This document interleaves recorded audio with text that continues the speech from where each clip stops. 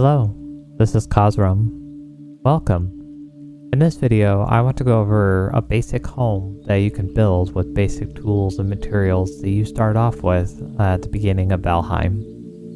I will then expand on this build to reflect on how I'd upgrade it as I unlock new tiers of knowledge. I have chosen this area as I like to make my first build in a world that's close to water. I do have a nearby black forest so that I don't have far to go for resources outside the meadows. With all my builds, I start with a wall foundation, as it helps me to visualize how much space I want. In this build, I will be doing a 5x7 foundation, something relatively small, but with some breathing room for upgrades. This is a trick I learned in No Man's Sky, as I had problems with terrain respawning in my bases after terraforming. It's a simple way to get an area laid out without worrying about if it's flat or not.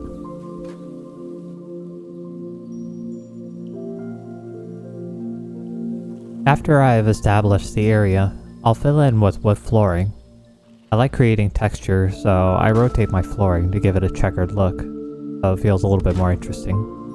While I lay out my flooring, I like to place my fireplaces in the center of my buildings, to add a central area of comfort and light.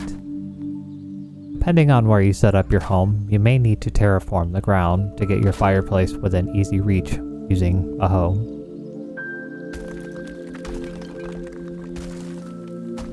After we raise the ground up roughly where we need it to be, we'll go ahead and flatten it as best as we can so that it's nice and flush with our floor.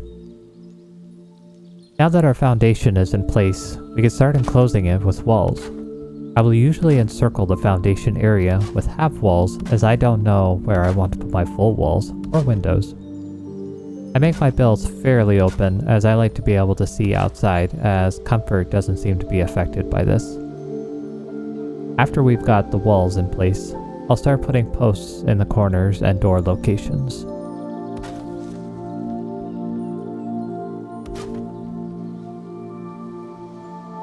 I prefer to use the big gate doors as the normal square doors feel too small and quaint. The height of them just makes it look as though I'm about to scrape my head off. With my posts in place, I'll put in half walls to give the place a halo or a crown. I give myself a starting point for when I start putting in the roof.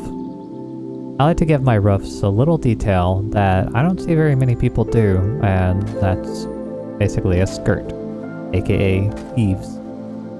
It really gives every home a nice touch of depth and feels more likely that I'm going to be keeping the cold, wet weather out. While I'm at it, I'm going to clean up these edges.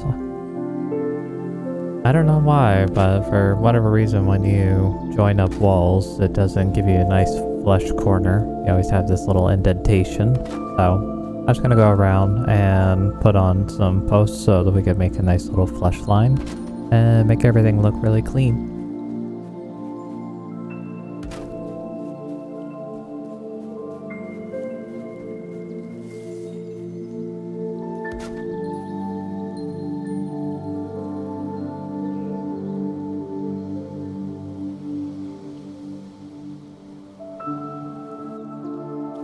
Alrighty, now that get the rest of the roof in before any bad weather ruins my wood.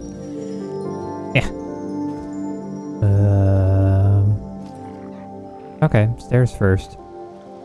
At first I was thinking of doing your usual staircase that comes straight out from the door. But then I thought to myself, well, we just put in a really nice skirt in place. Why don't we just put them under there so that they stay nice and warm? To keep things symmetrical and neat, I'll set up stairs going up both sides of the door.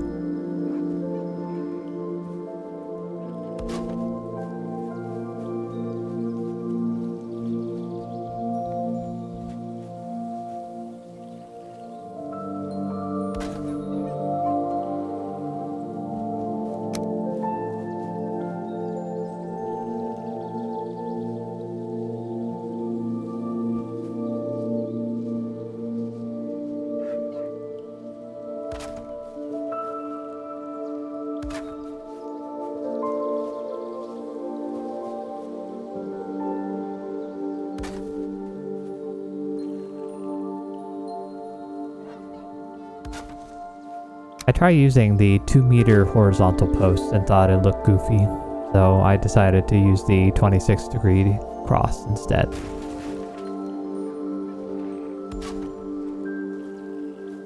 Alright, that's looking a lot better.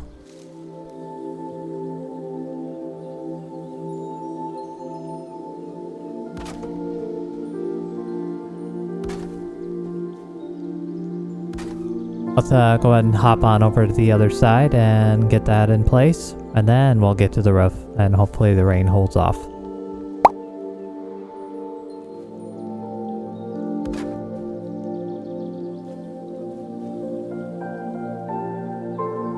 I thought I'd do a teepee or 4-way roof, but decided to do a normal roof, but make it seem slightly rounded. I started with using 45-degree roof panels to give us an abrupt elevation from our 26-degree skirt.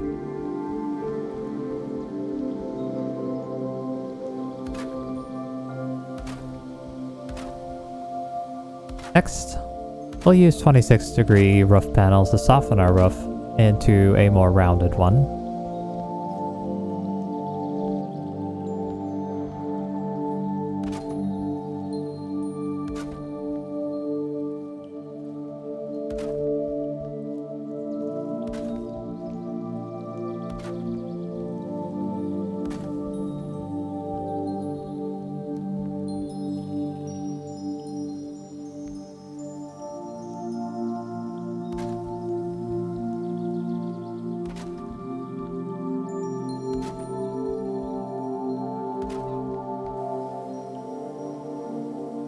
Now that I have the roof, I'm going to add some support and clean up the edges so it looks a little nicer.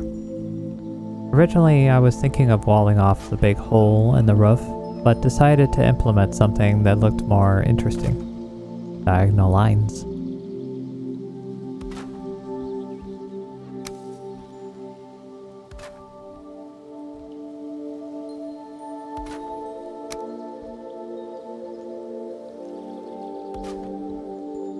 Getting this snapping to cooperate takes some finagling. Not sure how this is going to work, but we'll go with it and see what we get.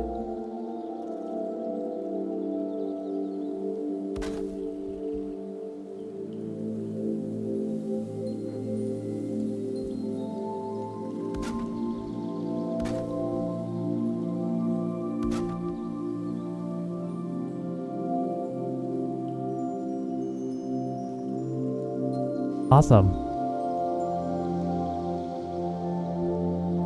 Now we'll just pop the other side into place.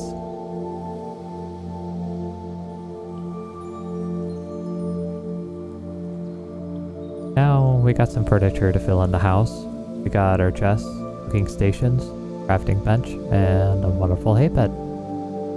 Stay tuned for part 2, as I will be upgrading this house to share ideas of how I do that without having to start a completely new one.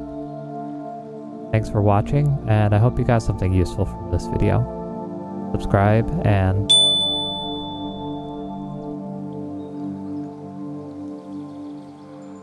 until next time, cheerio.